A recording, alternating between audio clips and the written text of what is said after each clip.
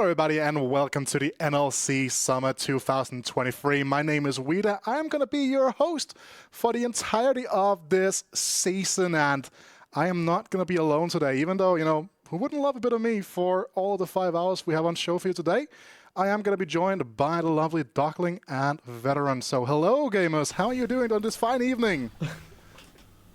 I'm doing fantastic. It's great to be back. I can't wait, man. It's been so long since we had our spring season. I'm here with the Veteran. I've been here with Rudu for the entirety of last split. They've even changed our names around just to, kick us off properly, right? I'm excited to be with you, Veteran. I'm excited to have a host as well in you, Vita. It's so good to have another Dane on the broadcast.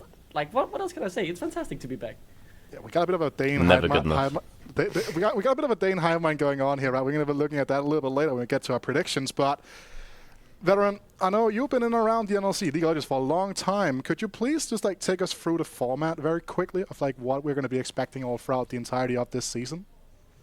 Okay, so we have a double round robin going into a playoffs format that should be familiar to anyone who's watched most of the ERLs going through into the split. We standardized everything. The top two are going to then represent us at EU Masters. Last time that was Riddle and it wasn't actually Nord. It was Verdun. It was Verdun who upset everybody, except for Hiprain, who God himself gave him the prediction there. This time around, Verdant are definitely looking to do that again. Riddle are not in the league anymore. Nord do have a new lineup, so they're looking to try to fill the gap that has been left by Riddle's absence. Riddle were incredibly dominant throughout the double round robin last time, and then through into the playoffs. It was a ridiculous streak, so teams are going to see that massive hole in the NLC, and they'll be looking to place themselves in that Riddle slot. Yeah, and as you said, Riddle are no longer in the NLC, so we do have a couple of new team names that are going to be coming through here on our screens, I assume, in just a second, right? So I think that's the biggest story, right, is the fact that we don't have the team with all those Korean players anymore. Here are the standings. As you can see, everyone right now are going to be 0-0 because, well, this is the first day of the show, right? But we have a new name in fourth wall coming in a little bit later to the season, but interesting to see what they're going to be able to do here. Any team that stands out to you just initially here, Dockland? I mean, obviously, I have to go with both Natives and Verdant here, I think. Natives, obviously, they had a very disappointing spring split coming up as the back-to-back NLC Div 2 champions. They didn't really perform. Looking at their roster, I mean, they are definitely going to perform here in summer. And then, obviously, taking my eyes over to Verdant, I see 4 proven Danes on a roster with Nilo, who had an incredible spring. I don't see why this Verdant roster can't go all the way and win the split. I mean, I agree with you there, and I also think that logically speaking, on the first meeting of Verdant and Natives, you should think of it as being more Verdant favoured, because they've kept their core, right? The core of Taxa and Neela, it was a team that required Neela to do a lot for them, and it's a team that now seems to be built around enabling Neela to do a lot for them. So you have to expect they're going to have a very good start, and they're going to be looking to be that new Riddle slot. But you've also forgotten there's also a prediction race going, all right? And that is the real competition that everybody is here for, right? We'll get to that one a little bit later. For now, though, we should probably take a look at our schedule for today here. We have a couple of interesting matchups coming through here. Obviously, we're going to be opening up the season with UniQ Esports versus Norden for you guys, because you were doing the whole tier list stream yesterday. This matchup is going to be super interesting for you, because you guys were not really in a position to kind of establish what to think about UniQ. I couldn't be assessed. I think Ruddy versus Veneer, also an interesting matchup. I think most of us has that going a very specific way. And then obviously, Verdant versus Natives, the big game of the day, and we're going to be closing out with Domino versus Fourth Wall.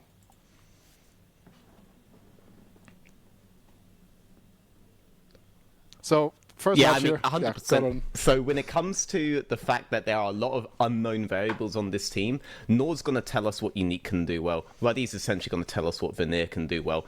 And Domino's is going to tell us what we think that Fourth Wall can do, right? Fourth Wall's entire lineup is new. They were in Div 2, but this isn't the set that they had in those Div 2 plays. But what you have here is a series of teams where we have a very good idea of how we think they're going to play, a very good idea of how you'd want to attack them if you want to win. And if they're not going to attack them on those particular styles, then what we're in fact going to see is a morphing of a Veneer style, right, coming into play against Ruddy. Maybe they don't try to attack Ruddy in their mid and in their bot lane. They instead try to play their own game, and we'll learn what those games are over the course of the next 2 days. It's good to have a lot of new faces. These leagues are the development leagues after all. So having a bunch of players, one of these guys, all right, Verdant's looking to be the next Riddle. One of these guys could be the next Verdant. That upsets all of our expectations, bring us something that we haven't seen for a while, and have a degree of success that no one expects of them. So I'm excited to see which one of these teams it could be, and it can be any of them. Yeah, and with that in mind, let's look at two teams that we definitely are going to be expecting a lot of today here. The match of the day, as we're talking about briefly, the third match of the day, and that's going to be Verdant versus Natives here. And right, a lot of you guys have been rating Natives and Verdant very highly. You're talking about, Veteran, that this team, this matchup should be Verdant favorite to start off the season with. But Duckling, you mentioned the 4 Danes here, and I'm looking at the ADC Gooby as someone that we need to look out for. And then he's facing up against Vox. And can you take us through that very quickly? I mean, obviously, right? It's a very stacked matchup. It's a very historic Danish AD carry matchup who has played against each other back in the Danish leagues 5 years ago, even when they first started playing competitively. So I'm really looking forward to see how this goes. I'm looking on Guppy to be the one to step up here because he had an off split last season where he wasn't playing. So what kind of side will he show from himself? Will he still show the very strong Guppy who qualified for back-to-back EU Masters, or will he kind of need a couple games to get the engine running again? Yes, and with that, that's obviously going to be all good and dandy in a couple of matches. But first match of the day, I mentioned it's going to be UniQ versus Nord Esports here. And Veteran, I know you're a big Nord fan, right? So let's look at. You guys went over a lot of the members of the Nord team yesterday on the Taylor stream, obviously. But you had a couple interesting points around someone like Oman here. Is that someone that they are going to be trying to play around as like their primary carry, or are they going to be looking towards the bot lane maybe, or catchers in the top lane? They have a lot of strings to play on, but is it going to be Oman, for example? I mean, the question is, how does this mid-jungle work together? If they manage to get their synergy down, I think they can play to either side of the map here. Kakos is a guy who's historically being able to play most kinds of top lane. We're not really worried about how he could fit into any particular team. He can fit in any way. So the rest of the team becomes the question. The bot lane has had some experience before. They actually brought up their AD carry, who played against the main, or was on the lineup that played against the main team in their show match before Spring Split, and won, by the way. So they were able to bring this guy forward, so he has some kind of experience with the organization before, and I like that they're looking to promote internally. But when it comes to Oman, when it comes to Indecision, with Oman you have a player who's very aggressive, plays everything like it's an assassin, and sometimes this can lead to some funny moments if he's on a mage, because he plays Oriana as if you want to just be one-shotting people, right, in the back line. If they put him on something like Ari, though, which is still meta, there are a lot of meta champions where he could have a lot of really explosive impact, and he worked so well on his last team in the Hit Point Masters with a player called Jakey, who NLC fans may remember. He has been in the NLC before, and that guy had a really strong sense of how to play mid-jungle 2v2. I'm wondering if Oman will take that experience, bring it towards Indecision, and help create like a 2v2 menace. Because now 2v2, 2v2, and 3v3 matter a lot more than they did before. We have isolated lanes for a longer period. How you work with your jungler is everything. And we know Oman can do it. So can he do it here? Now, we are going to be going into the pick and bans here, right? So, Duckling, anything in specific that we need to be looking out for in terms of priority? Instantly, I'm looking at the AD carries, and I'm thinking the Saria Philios method likely still existing. Yumi as well, still very strong. The Saria already taken off the table. No surprise there. I'm honestly happy these AD carries are being removed because I want to see some diversity. We have seen some Kafis being brought out in the Prime League. Only one game, though, right? AP bot laners may be a priority for the next patch, right? But not necessarily on this patch right now. Aphelios, 100% pick and ban pretty much across a lot of leagues that have been playing on 13.10. Yeah, and large amount of that is because when Zeri Lucian gets removed, most people default back to what was strong on the old meta, which was this Jinx Aphelios matchup being repeated ad nauseum. And no matter how many times I played this out, people didn't realize you should prioritize the Jinx first. Now that both Zeri and Lucian are removed, we could see a switch to that. or we could start to get a sense of the actual champ pools we're going to see from Hiddo and from Rusty Sniper moving forward. Interesting to bring up Karthus. Indecision does actually have a history on Karthus in LFL 2, so if they do move towards Yuumi is up, if they do move towards those kinds of picks, Indecision is someone that can do it. Interesting to see how this Yuumi gets paired and what the response is going to be from the opponents now. All right, Darkling, you are, our resident, I would say, Div 2 expert here. Rusty Sniper and Poopy obviously played together on Thunder last year. Are we going to be seeing a Draven come? Okay. Is this something that you've seen Rusty Sniper bring out before, Darkling? Yeah, I think I remember Rusty Sniper having played this before competitively, so not completely something that's being unexpected, but it is still a surprise, I would say. There are more meta AD carries I would see first. Maybe the Saya or the Aphilos would be the safe bets, but I mean, I like the Draven, I like the aggression it offers, especially against the Yuumi, right, who, if you catch her off her target, or off her allies, she is very squishy and easy to kill. Yeah, I mean, Yuumi is a champion that's going to benefit very hard from long trades and is someone where if you can interrupt her when she's unattached, that's the best case scenario against her. Draven fits both of those molds. Stand aside allows him to separate her from her AD carry, and he is a heavy all-in champion. With the Jarvan, you have a heavy all-in pairing based around bot lane that's not going to give Yuumi the time to allow those shields, those heals, there's additional contests, there's additional sustain to bring her AD carry through.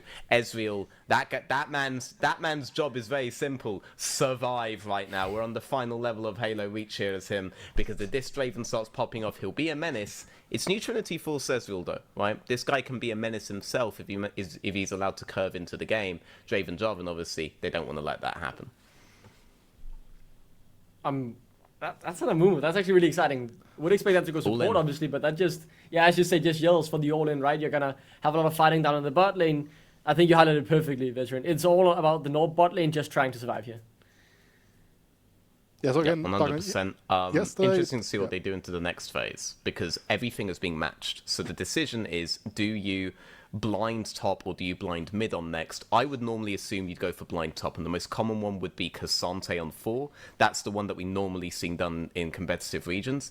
If Cassante gets removed, then you start moving down this tree, right? Gnar could be a blind, or maybe you could see that this Uko guy really loves to do like a bruiser stat checking top. Stuff like this is what I'm wondering now, right? Like, what is it they're going to want to do? Because I don't think you want to give Omen, a guy we've said is very aggressive with these kinds of assassin-y picks, the ability to counter pick mid lane. So interesting to see what happens there. Nord obviously know that they want to get Omen a position where he's not just going to get bullied in lane and he can actually go for all-ins. Silas, Ari have been knocked out. So even though all these are mid bans, I still think you're likely to just see on 4 Cassante here into mid counter pick, because if they give Omen counter pick with Vi on the table, I think it could go very bad very fast for UniQ. Do we say unique corn in mid lane, or like what do we? I think it's just unique corn. I don't think we should dare say double unique. That's gonna sound weird.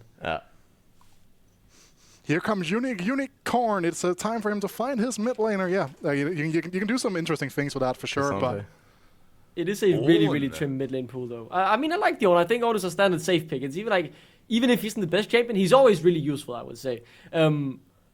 From also, that still leaves the Cassante open, right? So Cassante could still be picked here. You could obviously also go for other Ornn counters if you feel like not now. it. Yeah, exactly. Like, now that Ornn's being picked, I think you look at stuff like Gwen, right? Cassante's much harder to just immediately counter than an Ornn is. There are things you can pick, though they may be thinking we need some form of engage because we win the Yuumi. Crucially, though, they have not allowed Omen to get a counter pick, but he's getting the Nico. Oh, man. This is going to be fun. A range pick comp. Yep, it's a range pick comp with a very aggressive mid laner with a lot of all-in potential. There's the Gwen hover. You have an AD jungler. It looks like they are going to commit to this Gwen. So we're looking at a 4-1 siege pick comp from Nord. And let's see if UniQ just continue to go for their all-in on last pick. Not quite sure how useful the Ornn's going to be, given that you're into a Ezreal and into a Gwen now, right? Like, it's very easy to counter ZR2.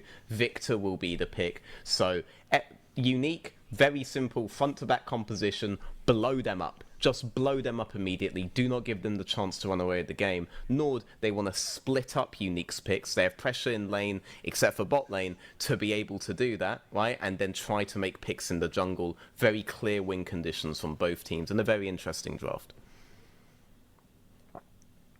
Absolutely. Yeah, my eyes will.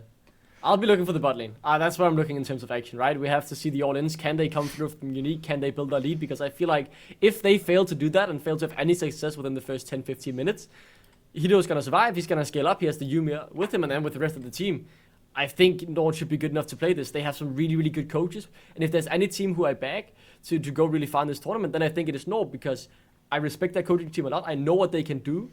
So even if I don't know all these players too well, I believe that given with time, they should just keep growing. And I think they can execute a comp like this, even if it is harder to execute than the comp of UniQs. I have one big question, though. And this is going to be a question for UniQ specifically. Can they count? Because, like, all of a sudden, Nico's going to show up, you know? Oh, yeah, count the minions. Yeah, you're able to count the minions. You got to be able to count. What's interesting when you bring that up, Rita, it's difficult to notice from spectate, but a lot of the times it actually just doesn't matter if you can count. Because if Nico comes in with Flash, with Proto Belt, with anything like this, Nico is going to pounce on you before the other minions come out of the Shadow Realm there. So even if you can count, this is what's really broken. Even if you can count, it's too late. Nico's already on you before you're able to count how many minions are in that wave. It's disturbing right now, and hopefully we're going to see some very disturbing gameplay coming out of Omen, because it never stops being funny. It just never stops being funny. And eventually the enemy mid laner gets Pavloved into just staying under tower until the whole minion wave's there. Obviously, the game is loading up here, so we are still going to be ready to go in just a second here. Again, I want to get some predictions here. I don't think that there's going to be any disagreement here, but are we saying UniQ, can they win here, or is it going to be Nord taking it? Because we're going to talk about this. UniQ's comp, very easy to execute compared to the one coming out of Nord. I mean, if UniQ snowball their bot lane, then yes, of course. I don't think it's not the tankiest lineup that you have over on the side of Nord. So if you go up against a very fed Draven, all of a sudden you could have some troubles, right? Yes, you have tools to lock him down, especially with the Vi ultimate I'm really looking at, but the cease and desist, if you're too far ahead as a Rusty Sniper, you just don't care. So it's all about if Rusty Sniper can get ahead and if he can keep snowballing the game. Otherwise, I favor Nord 9 out of 10 times. Yep, they're going really hard on this invade on bot lane level 1 as well. They're looking to see if they can make any kind of a pick. Get that Draven snowballing early, because you are completely correct. It's entirely dependent on that Draven being snowballed. If that Draven does not get ahead, then Gwen is simply going to buy time for the Nord team to curve into the game, going to get a lot of pressure in those side lanes later on, and if she's able to do that, we're looking at jungle control, we're looking at split picks, you're having to catch too many waves, you're having to transition within jungle to get to those waves to shadow your laners, and in those transitions, that's when Nico pops out, that's when Vi pops out, that's when Gwen starts getting flanks. If Gwen can get flanks on the Draven, suddenly Draven isn't very good at front to back. There are so many routes if the Draven can't just walk forward at all points for Nord to be able to take this game back. So it's going to be a very early game focused game, and let's see what happens. Well, it's a great highlight, right? Because instantly UniQ have decided to go in and do some counter jungling, be able to steal that first red buff away. Poopy will take some damage in return. It is known information that has happened, so obviously Indecision will simply play around it, having started his wolves without a leash. Looks like he's actually intending to contest the Jarvan as a level 2 Vi versus level 2 Jarvan. If Jarvan's used his E on the wave, then it's possible. Otherwise, honestly, Vi not that useful a champion at this level. It looks like Waldo did not claim the entirety of the camp, but Indecision has to abandon, and Waljo knows that Vi has indeed abandoned bot side. So if you're playing with this kind of information, really, Indecision's hobbies is basketball. Interesting. Yeah, that's really interesting. Maybe he can dunk on some people this game. Potentially, but it's not a good start to do so. That being said, they were able to secure a really strong matchup in top lane. It's now going to be, do you accelerate mid-top faster than... I mean, he's going for it. He's already used the flash down in the mid lane. Flash force as well from Unicorn. We didn't quite get to see the exchange, but stuff went down. First gank already coming through. Has timed the flash as well, so that's a 5-minute window now to try and punish Unicorn just a little bit more if he gets the right opportunity. Flash down on the Vi 2. Vi level 2 midsection gank is something that used to be a big hallmark on her. The issue is that you have to burn Flash to have the pressure there as well. But it worked out. Oman has a really good lane state for himself to try to bully Korn. Korn pretty much only has the mana to clear the wave once here, and if Oman's able to play on that with his biscuits, then Korn could be in a very bad position. I mean, both Flash and Cleanse has been used here. It is exactly what UniQ wants to do, of course. Try and get that bot lane ahead. So far, they have forced both sums, and they are forcing this XP and gold away from the pockets of Hito and Seneca. So, very hard situation here for the North bot lane to find themselves in, but they are surviving. Yep, Indecision's here to try to defend on Flash forward, Omen finds the solo kill to kick off our summer split. Go. He does it in style. Yep, Indecision set that up by burning the Victor Flash early on. Victor, very, very low on mana there, didn't really have a good way. If you have to choose between using mana either on the wave or on your opponents, you're already in a bad position, whereas Oman had those biscuits to sustain himself, so really well played by both Oman and Indecision there. The 2v2 mid jungle that we had questions about, it's starting off on a really good track. But bot lane, look at this difference between the Draven and the Ezreal. It has not translated into a kill yet, but you can clearly see the potential there. They did try to use that map split to get a kill on bot side. Instead, they get the play and they get a lot of zoning out from the Draven. It's still a huge advantage for him, but you do feel like you want more here, right? It's not enough for Draven to get a lead. Others must suffer. Or Gwen is going to be a big issue later on. Oman is going to be an even bigger issue later on. The entire map setup later could be a huge issue if this Draven isn't properly snowballing. Yeah, I agree. It has to be, you know, a massive snowball. It can't just be, yeah, I'm 2 plates up and 10 CS. That's not gonna be a big enough of a difference maker. You want to put Hito so far behind, you can't really feel it in the game. And they have the opportunity to do that with the Cleanse and Flash still being on cooldown. Rusty Sniper having both his sums could look to go forward. Obviously, Poopy missing his Flash. That's a bit of a bummer, but with Woljo still hovering in the area, a game could happen very soon, right? Woljo hovering with double longsword as well actually was able to recall on a double longsword back timing, whereas the Vi is a recalling behind, so you can match anyway. You win any 3v3, you win any 2v2. Yeah, I mean, Indecision is on his way down towards the bot lane here. Maybe they want to fight it because they don't seem happy to give up this XP again. They get some of it, but they do lose a bit as well. Rusty Sniper will keep his lead and will keep taking away at the plates as well, but UniQ still unable to find that first kill. More importantly, Rusty Sniper building up those adoration stacks. We just need to wait for that cash in and see if he can really snowball from there.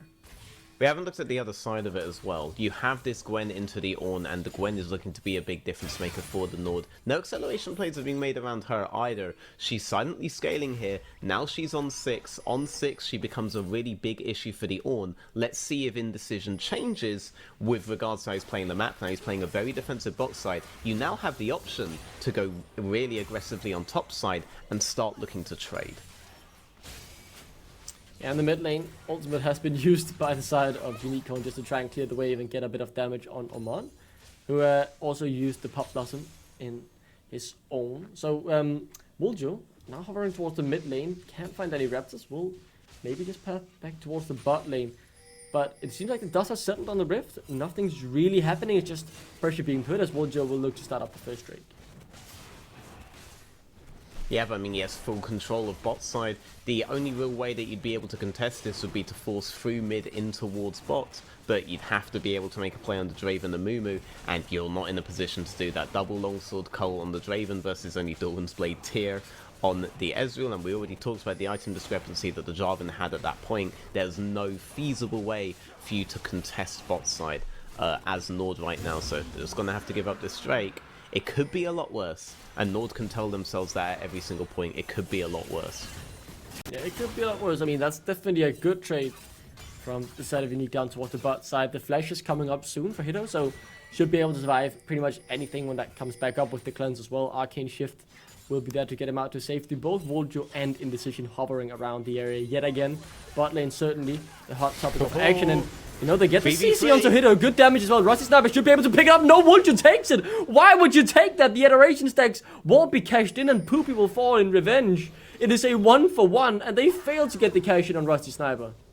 That was definitely a questionable decision there. You'd obviously really love the the gold to be going on the Draven, and that was your moment. But a successful 3v3 nonetheless. Ezreal missing out on so much golden XP here, which should theoretically make the next dive even easier. Gold being on the Jarvan, generally, I wouldn't say that's terrible. Just obviously you have that adoration stacks thing going on here with the Draven. So long as the Jarvan's going to now translate that lead into cashing in more adoration stacks with Draven, it could still be fine. Because getting gold on the jungler, getting jungler first item, that's the most dramatic spike you can have in the game. Your jungler's an item ahead of the enemy jungler, you win every 2v2, you win every 3v3, you win everywhere on the map, right? So there is a way that they could still bring this back. But ultimately, if they don't bring it back, that's going to be a moment where they look back saying, this was the moment where we could have started winning the game, and we didn't take it. So it's a lot on Jarvan to make up now. Rusty Sniper almost died to the turret as well. Lucky to survive, but about 50 HP. That will keep his adoration stacks alive. One good play is still all it takes to really get that snowball rolling. And as you said, it will only get easier with all the gold they have gained on Woljo. It will be tankier. He'll deal a bit more damage as well. And as the plates slowly but surely fall, they'll feel less and less safe on the bot lane. Hito being put very far behind here, 20 CS. He has also got now 1 death, 0 plates to his own name. It is not an, unclimbable deficit he finds himself in, but it's definitely not a good start to his career here in the NLC. The Malta player, 50% of the Maltan player base, now in the NLC. True. Regardless though, Hito staying alive. I do want to draw attention to something big that's happened on the map, though. That was, in fact, the 7-minute timer on bot side to do a recall into top side Herald, and Vine noticed they couldn't do it. Ooh. The flash timing was absolutely brilliant there from Hito. Barely surviving the EQ flash combo from Woljo Poopy. Very nice bandage toss. Curse of the Sad Mummy came out as well. They got the 5-minute cooldown, but it was at the price of one of their own here for the side of UniQ. So it isn't perfect, but it's still a trade they'll take. I want to see where this Herald that Vi was actually able to grab gets dropped. Very good use of the timings to be able to do that. Nico has TP'd bot, is on the minion. Let's see if they fall for it. Can you count UniQ? I think they can count. Oh no, he just flashes forward, he doesn't care! He gets the knock up, and there goes the adoration stacks! 10 minutes worth of gold just evaporates, and that is absolutely massive for Nord. There are two things that Indecision was and Indecision no more able to play with that. One, they were able to know that even though Draven and Mumu were getting the recall on the 7-minute timer bot, that they were not going to play around the Herald top, because it's better for Draven to just go bot side and keep trying to get golden XP. If a contest happens top and Draven's able to get gold XP solo, that's going to be better for him ultimately than forcing the fight top side there. So they grabbed the Herald off that, but knowing that it's better for UniQ to play around bot side. Yeah, I mean, Amon is in trouble here. Oh, he should be fine. This comes through. What? That's Yuko. Solo kills. I don't think that was supposed to happen. Back to the mid lane, shutdown as well. UniQ find 2 quick kills and they're right back in the game.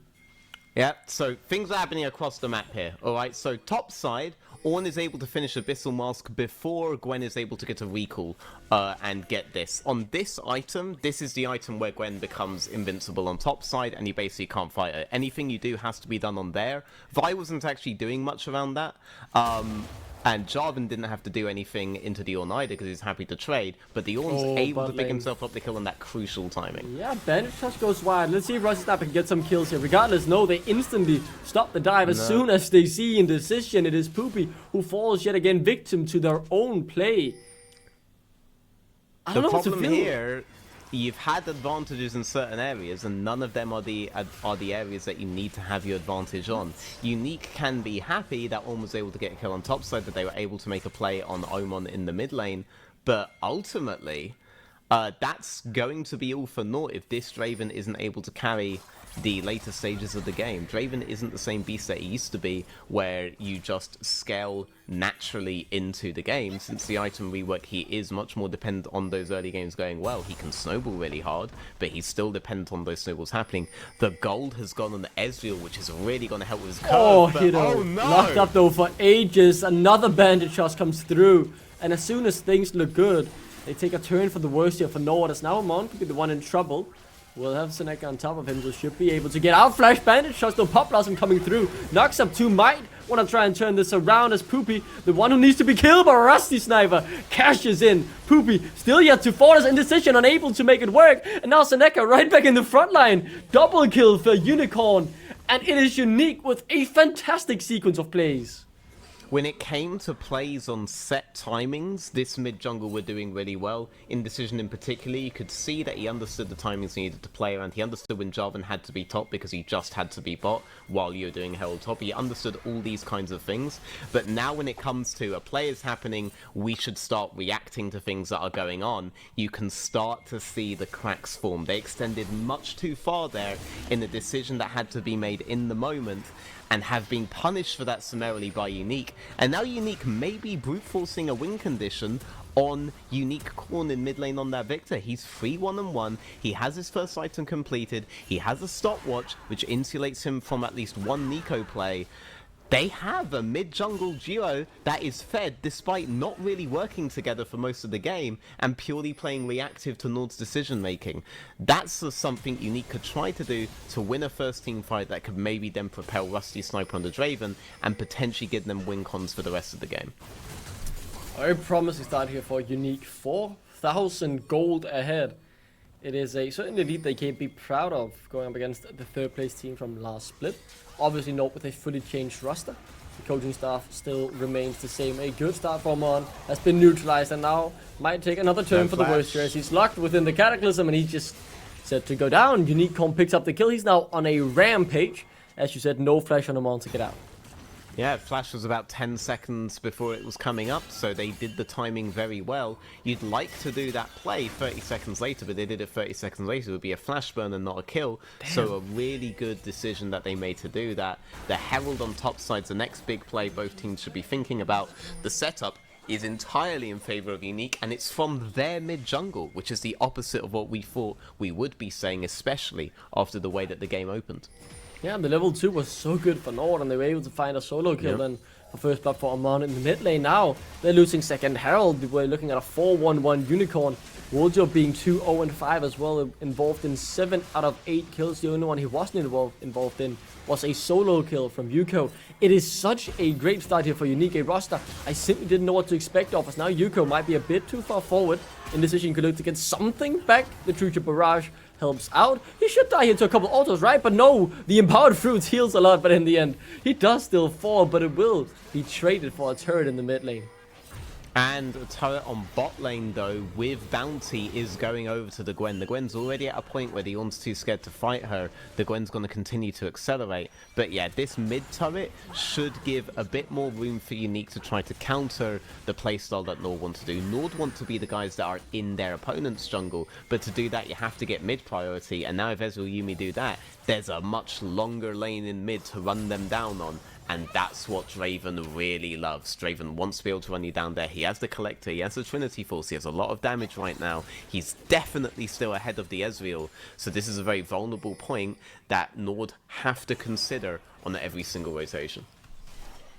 Yeah, this is really a good situation for UniQ. If they can build on this for the next 5-10 minutes, I'll be really impressed from them. Regardless, let's see what happens, because for Nord, I mean, the stranger looking at here, Kashkash, yes, he has been solo killed once, but he's scaling up, as you said. Dior now too scared to fight him. That's something they could play through, maybe to get some more side-in pressure, get more of these turrets with the bounties on them. Other than that, maybe wait for Hito's second item, and then he hits that power spike, but I'm kind of grasping at straws here for Nord. No, I mean, honestly, at this point, I think the Gwen's already too much to deal with, so it's about, can you accelerate a push through mid faster than Gwen can do stuff on sides? And if that ever gets disrupted even once, then the entire map changes for the rest of the game. So UniQ still have to maintain this map state pretty much until they kill the Nexus, or I'm still thinking the game goes in favor of Nord. And no posturing for potential engage. Yeah, really good Herald. Takes the tier 2 down as well. That is a very happy UniQ who can recall now, having really opened up that mid lane. They have 2 Drakes as well, and actually be coming up in a couple of minutes. So things are going their way. 2 items as well has been hit on Rusty Sniper, as we've talked about. He's definitely still ahead of the Ezreal, no doubt about that. He's 40 CS ahead, obviously got that many plates, so despite him not getting the big Adoration cash-in, he is still very far ahead, and he needs to try and utilize that in the next couple of minutes, as they have now settled in a kind of 4-1 formation. Gwen wants to be getting Ornn back towards side lane, Victor back towards side lane, and then basically run through river towards the enemy team faster than they can be a part of it, right? Or at least burn their TP on that play and then reset again. But Victor is ahead on the map versus the Gwen. There's no pressure on UniQ to have to recall and deal with the Gwen here, when if Gwen keeps going and UniQ keep going, UniQ will just end up taking the base before Gwen's even on tier 3 tower. So it's on the Gwen to have to recall and try to make a play happen here. So we're looking at these flank wards, we're looking at the Unleashed TP, we're looking to see if Nord can try to force something, but Nord don't really have a composition that's designed to force anything at all. UniQ, they have their hands on the steering wheel of this game, they are not letting go.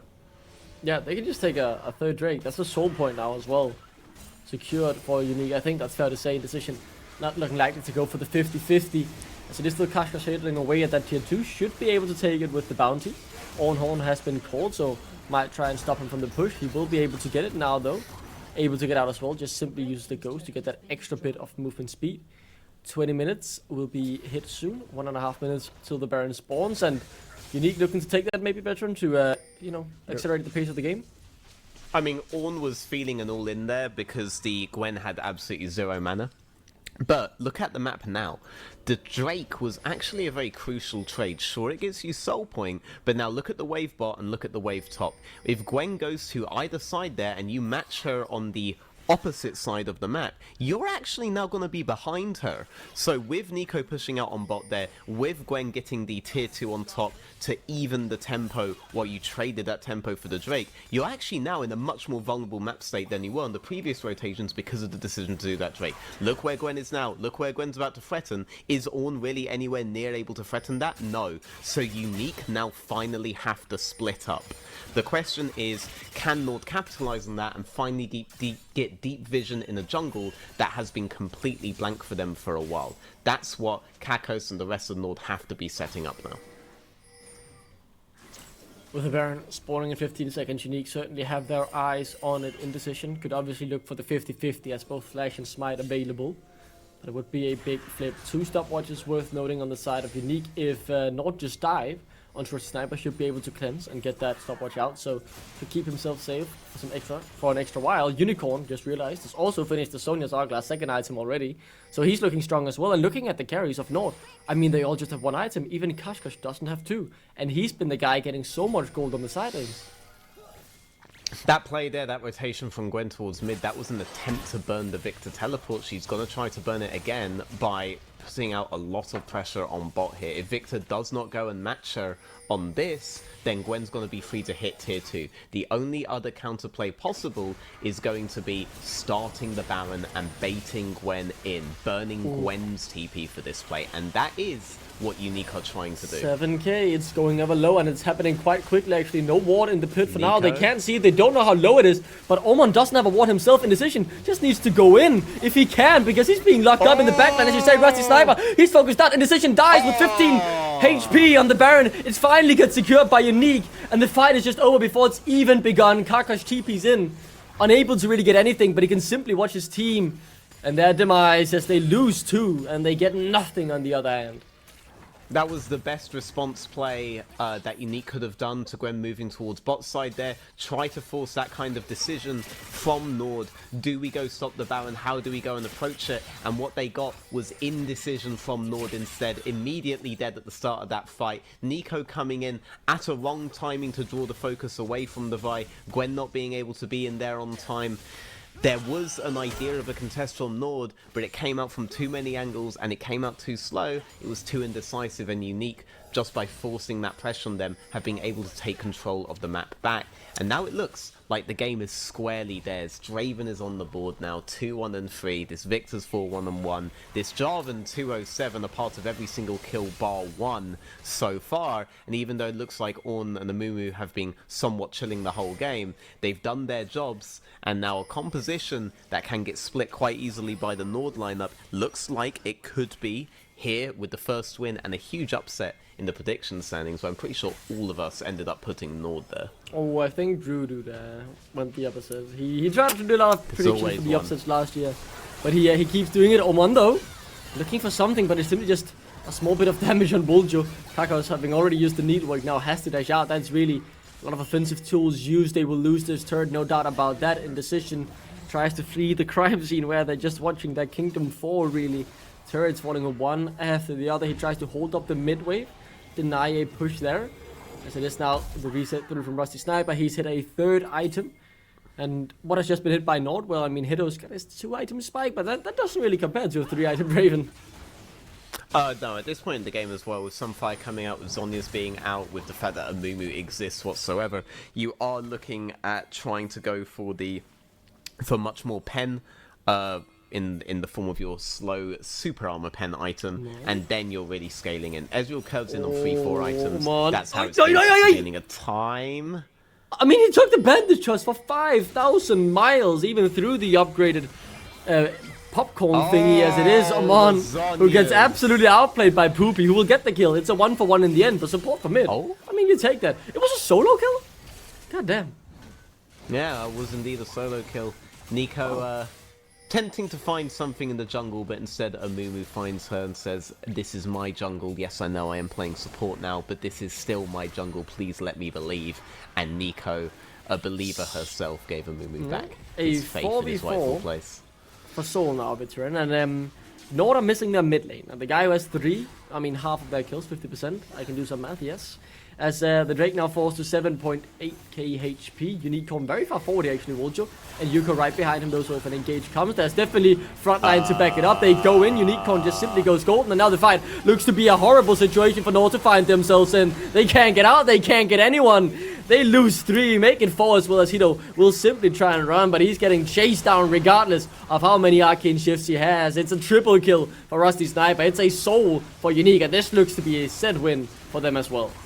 I'd love to talk about how Gwen with Yuumi on top of her is basically a juggernaut, preventing Nord from being able to get on top of that Drake. I'd love to talk about how Ezreal Yuumi is exactly what we'd want in these situations, because they can poke you down if you're forced to stay within a general area, and UniQ don't actually have much the same to counter, but all of that is thrown out the window if I just witness my jungler roll into 5 people, then go on the other side of them relative to the Drake pit, and just straight up die. At that point, it's just a soul for UniQ, and now it's a question of when the game will end, rather than if in UniQ's favour.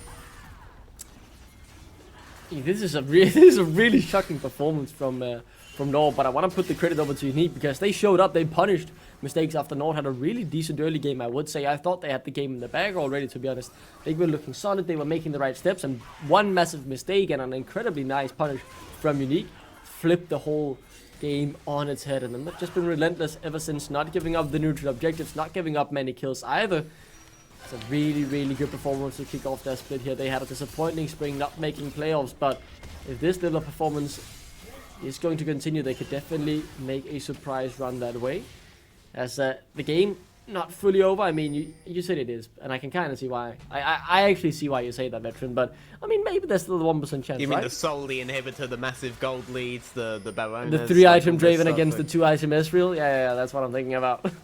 Kind of feels like the game's kind of done here. I mean, The Drake was a Hail Mary, but it's clear that whereas Nord have put together a lineup where you can see how it will do well, they did give themselves the harder draft to execute. They gave themselves a winning draft in theory, but the steps to do that are much more complex than UniQ's, which is, you know, basically like when I'm doing airplane noises into like a baby's mouth and then add a bunch of explosions for fun. That's pretty much how I would describe UniQ's composition, whereas Nord are trying to perform a full 3-star Michelin menu. They're doing the 9 course as well, and unfortunately their only experience right now is, you know, doing cooking at the Burger King. So I mean, let's see what bit Oman more has to do here. complex He's on behind Nord's 5 man. side. He has been spotted. Oh, he gets a good knockup. It's on 4, but it just doesn't matter, man. You're too far behind in the game. You get Woljo down to half HP. That should be a prize in and of itself. He's unkillable this game, as Poopy now looks to chase down Hido. Oh my god, what a performance from UniQ. They've kicked off the split, banging another triple kill for Rusty Sniper.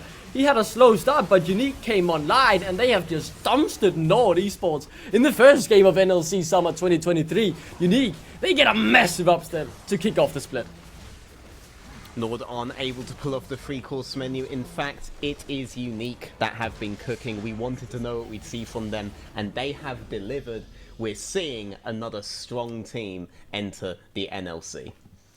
Wow. I mean, we were all talking about this, right, guys? That we're okay. We talked about it. The draft was harder to pull off, and Oman looked like a beast for a second, getting that solo kill, and then all of a sudden, we saw Unicorn. We performing incredibly well on the Vixer. Yeah, I'm kind of in shock. I really didn't expect that to happen. I think it especially was around the second Drake fight, I believe, when Nord were just overstaying. They lost one guy and then they lost another, but then they still thought maybe we can turn it and get a couple more kills. No, they just lost 3 more. They lost pretty much everyone, and then they got solo killed in the top lane around the same time as well. And from that, the game just fell apart. They weren't able to come back, and it was a honestly very disappointing start from Nord. Despite their early game being okay, they just faltered at the 10-minute mark, really. Yeah, I mean, they had the better composition in theory, but it is one. If we're talking about a team that has to split up the other team, has to maintain the kind of map state, etc., and we're looking at another team that just has to like walk forward and evaporate their opponents. Generally, the walk forward team will end up winning. You could see how UniQ were going to win. They got advantage. Sorry, Nord were going to win. They got advantage in the early game we didn't quite expect, like the Vi level 2 on mid. But when we moved away from these timing-based motions and they had to start making decisions on the fly, that's when the indecision really came in. That's when UniQ were able to be like, oh, we know what we do with this comp. We just press R and we walk forward and we're all good. Meanwhile, the angles and the Pythagoras theorems are coming out on the side of Nord. They are able to calculate it in time, and UniQ are able to run away with the game. Sometimes you just have to do that, right? Sometimes you just pick the simpler comp. Even G2 were doing that back when they were in the 2019 World Championships. They were just picking press R comps at a point. There's no shame in doing so. They made the right decision, and as a result, their team's off to a very strong start. Anything else you want to add to this, Duckling? I feel like... No, I've already said my point. Congrats to UniQ. Insane game. Well played to them. I'm looking forward to more. Yes. Absolutely. I think that was a great game for sure for me as well. Just sat there watching. I think we got to see the whole thing about that we were talking about at the start as well with the Nico coming through. But it didn't really work out in the fashion that Nord was hoping for. But we did see like the flexibility in terms of ganks coming from the bot lane that they were unable to kind of like just push back from. And inside of UniQ, Poopy and Rusty Sniper, obviously, they did some interesting stuff there. Right, Poopy often being left for dead behind the tier 1 turret. I felt like, but it worked out in the end. Yeah.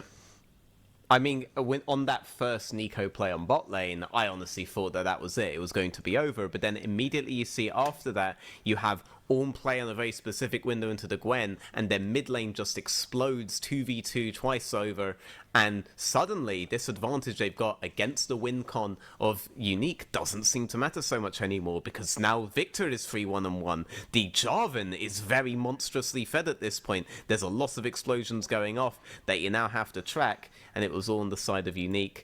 Exploded pretty far. Oh, and you saw what happened by the way there of Nico. Wondering if they could count. The Nico flashes through before the rest of the minion wave's even there. Whether you can count from 1 to 4 doesn't even matter at that point. That's what everyone's complaining about. Fix it, Riot. Fix it. Okay? We all saw that. All right? It's all on you.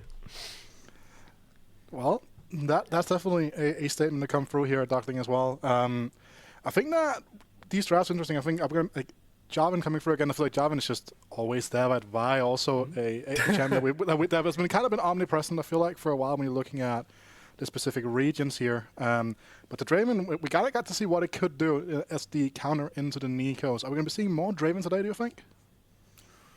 Ooh, the Dravens I'm not too sure about. I want to see more Jarvan though, and I really want to highlight Vulture here because I thought on the tier list yesterday I was a bit rough against him because I don't think he's had that great performances when I watched him. I've seen some talent in there. I've seen a solid player, but I thought this game he played really well. Obviously, it wasn't anything spectacular. You're not playing the most mechanical champion. You're not setting the world ablaze, but he read what lane he had to play around pretty well. He came for the bot lane. He made the dives happen. When that didn't work out, well, he switched up the plan. He played well around the neutral objectives. He had some very good ganks mid lane to really build up that lead. He didn't die the entire game because he didn't really overextend. I mean, this was a really, really solid performance from Wolju. I really want to give him credit for this coming into the NLC Division 1 and putting on this performance in his first game. I'm so excited to see where this kid goes next. And I think that a bit interesting thing here to look out for now as well. So we do have the interview ready with Rusty Sniper. So That's going to be super fun. And hello there, Rusty Sniper. How are you Hello, doing after hello. that win?